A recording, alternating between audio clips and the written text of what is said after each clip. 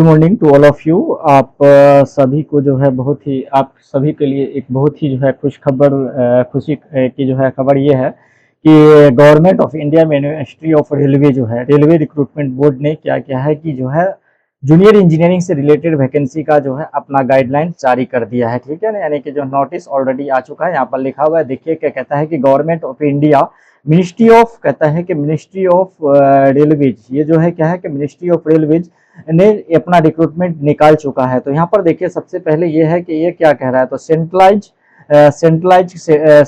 Employment notice N number जो है कितना दिया हुआ है, तो यहाँ पर दिया हुआ है तो 03/2024, ये जो है आप सभी ने देख चुका है। ठीक है, तो इस वैकेंसी को हम लोगों को आगे देखना है। आगे जो है अभी हम लोगों को देखना है।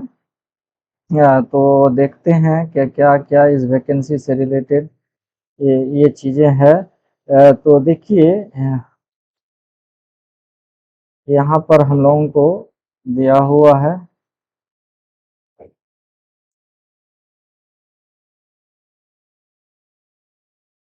ये गवर्नमेंट ऑफ इंडिया। अब देखो यानी कि यहाँ पर जो है हम लोगों को क्या दिया हुआ है, तो ओपनिंग डेट का दिया है। ठीक है, यहाँ पर ओपनिंग डेट का दिया हुआ है क्या, तो ओपनिंग डेट का जो है डेट दिया हुआ है। ओपनिंग डेट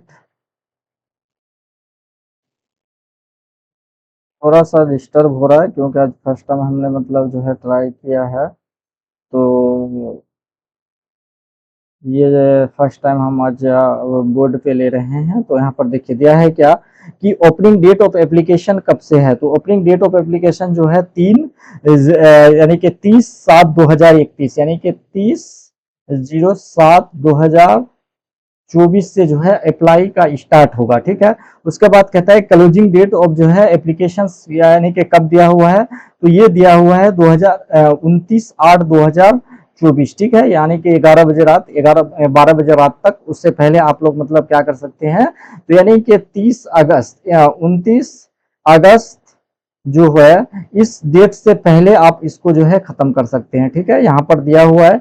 अब इस वैकेंसी की जो है ये क्या कहते हैं कि लेवल वगैरह की अगर हम लोग बात करें, तो लेवल देखिए, लेवल जहाँ जो है ना बहुत अच्छे लेवल की जॉब है ये। अगर इसको अगर देखा जाए तो इसकी लेवल जो है कितना है, तो 6 का है। इसमें कौन कौन अप्लाई कर सकते हैं, तो सिविल इंजीनियरिंग वाला कर सकते हैं, मैकेनिकल इंजीनियरिंग कर सकते हैं, और उसके बाद इलेक्ट्रिकल इंजीनियरिंग। ठीक है, इन तीनों के लिए वैकेंसी आता है, जिसमें सबसे अधिक वैकेंसी जो होता है किसका होता है, तो सिविल का होता है, उसके बाद मैकेनिकल का भी होता है, और उसके बाद इलेक्ट्रिकल का होता है। ठीक है, तो ये नहीं कि सिविल और सिर्फ सिविल वाले बच्चे भरेंगे, बाकी के जो है बच्चे नहीं है, इसमें जो है तीनों ब्रांच के भरेंगे। ठीक है, जैसे 7934 सीट है, इस टोटल सीट में लगभग रखो कि 3000 प्लस सीट जो होगा ना, तो वो किसका होगा, तो वो सी वाले का होगा। ठीक है, और अगर देखोगे तो उसके बाद जो 3000 के बाद जितना भी अगर सीट है, तो वो सिविल छोड़ करके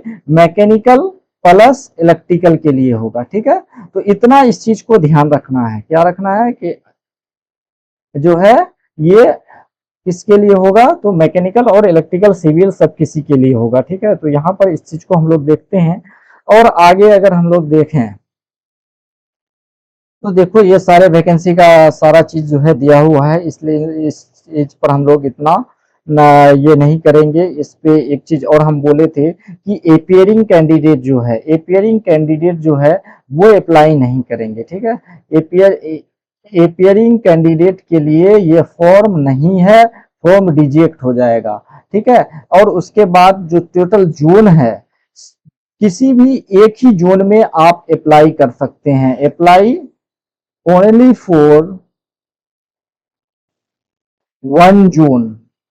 अगर एक जोन से ज्यादा में आप अप्लाई कर देते हैं, तो आपका 100% ये है कि एप्लीकेशन रिजेक्ट हो जाएगा सभी जोन के लिए, और आप कहीं पर के लिए एग्जाम नहीं दे सकते, कहीं पर के लिए एग्जाम नहीं दे पाइएगा।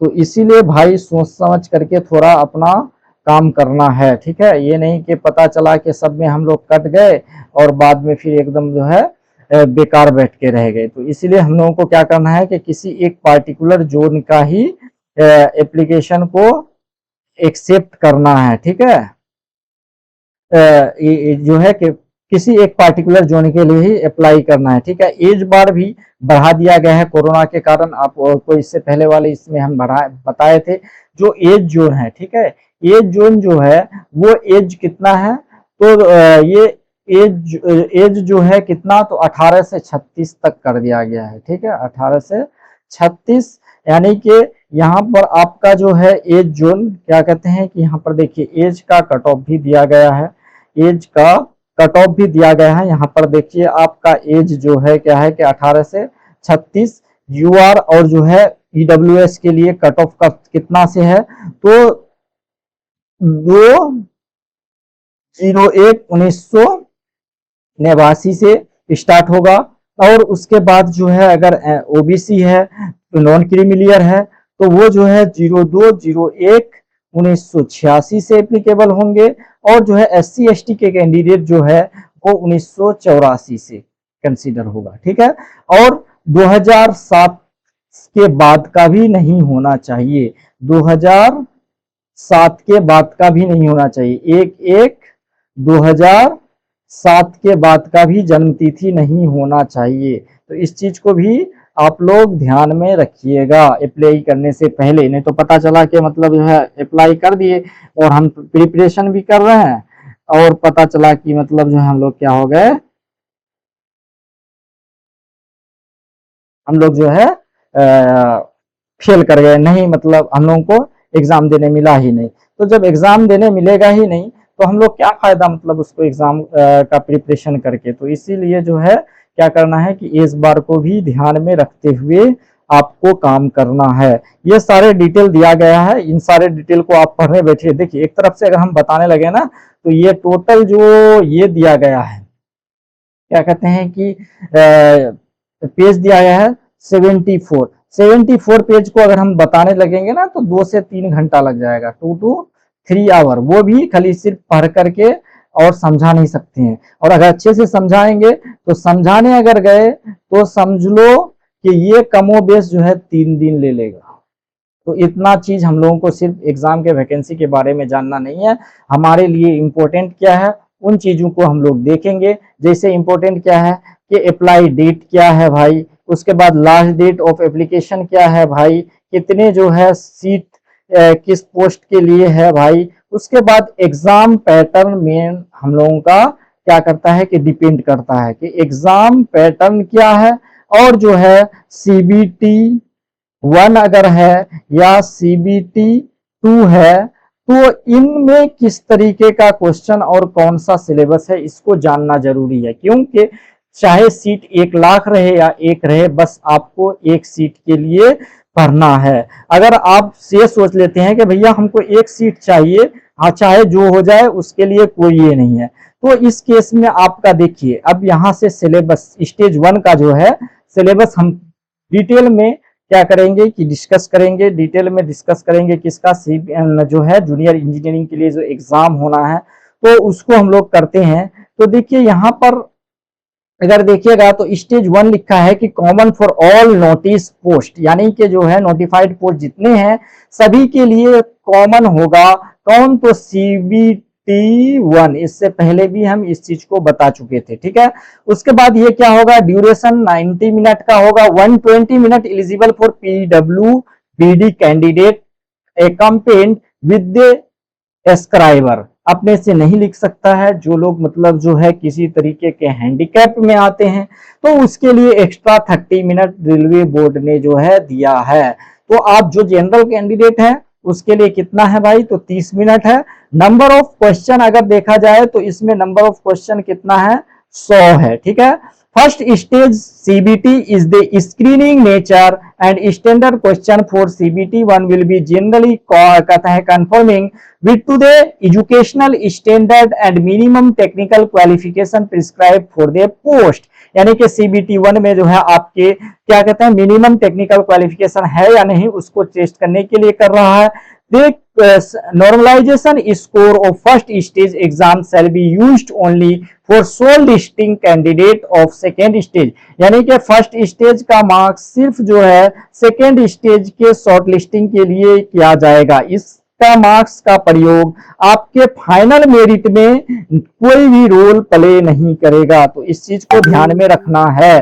तो इसको सिर्फ हम लोग क्या करेंगे कि जस्ट कट ऑफ पार हो जाए भैया, बस हमको क्या होना चाहिए कि एंट्री मिलना जाना चाहिए किसमें, तो सीबीटी 2 के लिए। सीबीटी 2 के लिए अगर हमको एंट्री मिलता है सीबीटी 1 से, तो यहाँ पर जो स्कोर आपका होगा, ये स्कोर आपको क्या करेगा कि फाइनल मेरिट लिस्ट में काम आएगा। ठीक है, फाइनल मेरिट लिस्ट में काम कौन आएगा, तो सीबीटी 1-2 के जो है स्कोर। ठीक है, तो इसके बारे में यहाँ पर दिया हुआ है। तो उसके बाद सेकेंड स्टेज का एग्जाम होगा और उसके बाद ये होगा। तो अब देखो फर्स्ट स्टेज का पहला पार्ट कौन है, तो मैथमेटिक्स है। दूसरा पार्ट कौन है, तो जनरल इंटेलिजेंस है। तीसरा पार्ट कौन है, तो ये जो है जनरल अवेयरनेस है और जनरल साइंस है। इसमें से क्वेश्चन जो है आपका 30 रहेगा, इसमें से क्वेश्चन आपका 25 रहेगा, और इसमें से जो क्वेश्चन रहेगा 15, और इसमें से जो क्वेश्चन रहेगा 30। इन तीनों को अगर जोड़ते हैं तो देखिए 30 30 60 और 25 15 कितना हो गया, तो 100 क्वेश्चन होंगे। 90 मिनट का खेल होगा। ठीक है, इस 90 मिनट में ही आपको पास या फेल करने का मौका मिलेगा। तो अब ये तो कंप्लीटली आप पर डिपेंड करता है कि आप चाहते क्या हैं, आप चाहते क्या हैं। ठीक है, अगर आप चाहते हैं कि इसके बाद हम लोग मतलब जो है करें, तो आप ऑब्वियसली कीजिए, कोई टेंशन नहीं होगा। और अगर चाहते हैं कि आप इसी में हम क्वालिफाई कर जाएं, तो इसमें जो है देखिए मैथमेटिक्स में क्या कहता है कि नंबर सिस्टम होगा, बोर्ड मास से रिलेटेड होगा, decimal, fraction, LCM, HCF, ratio and proportional, percentage, mensuration, time and work कहता है, time and distance, simple, compound interest, profit loss, algebras, geometry, trigonometry, elementary statistics, square root, age calculation, calendar, clock, pipe and cistern. ये math का syllabus है।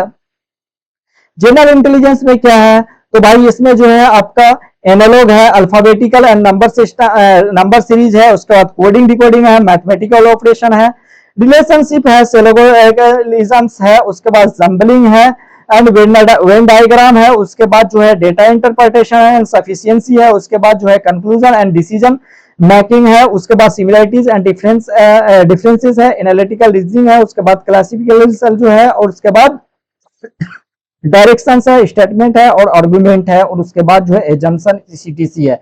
इतना question part से आपका 25 plus 30, क्योंकि 25 reasoning से, 30 जो है मैथमेटिक्स से, 55 क्वेश्चन आने जा रहा है।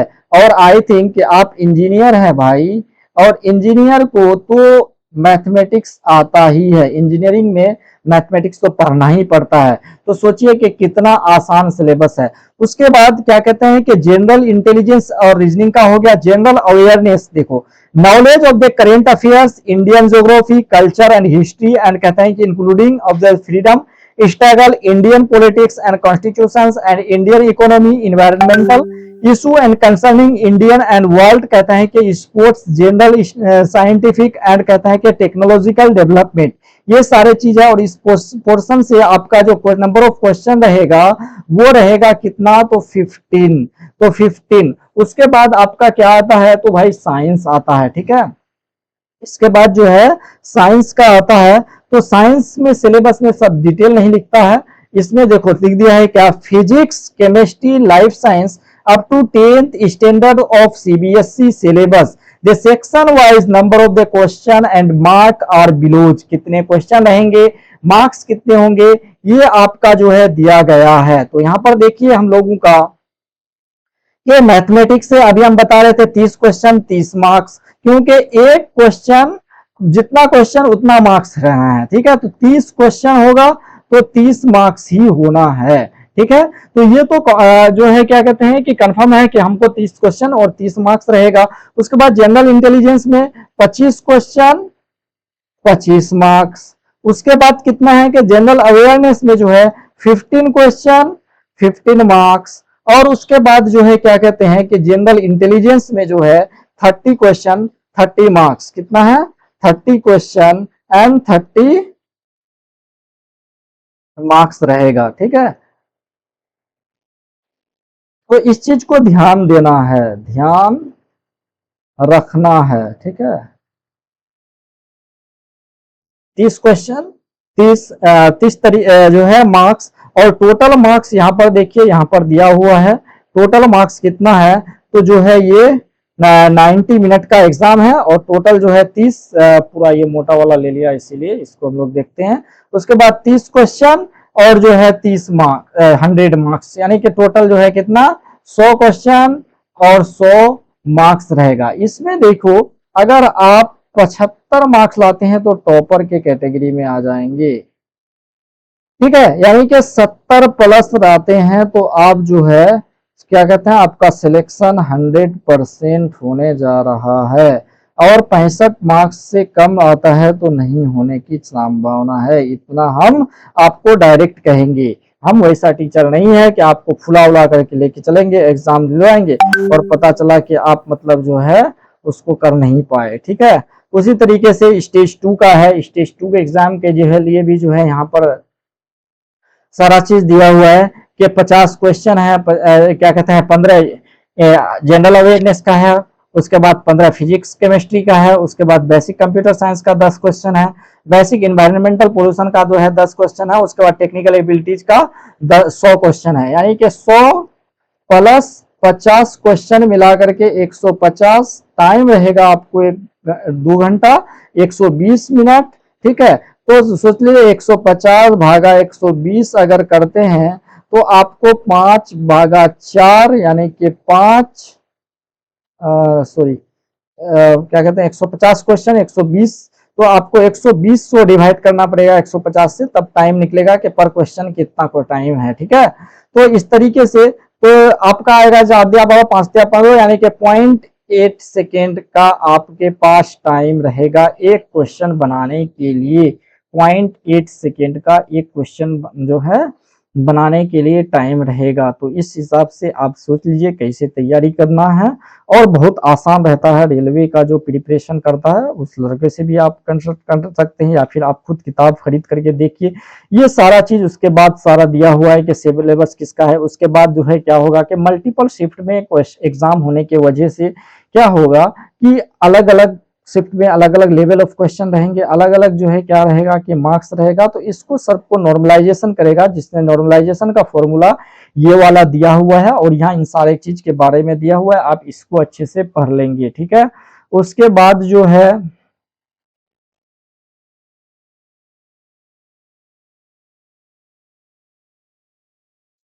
ये सारा चीज इधर दिया हुआ है, कैसे अप्लाई करना है, क्या करना है। अब यहाँ पर देखो ये वेबसाइट अलग अलग जोन के लिए अलग अलग जो है दिया हुआ है, आप किस जोन के लिए अप्लाई कर रहे हैं वहां पर जाकर के अप्लाई करेंगे।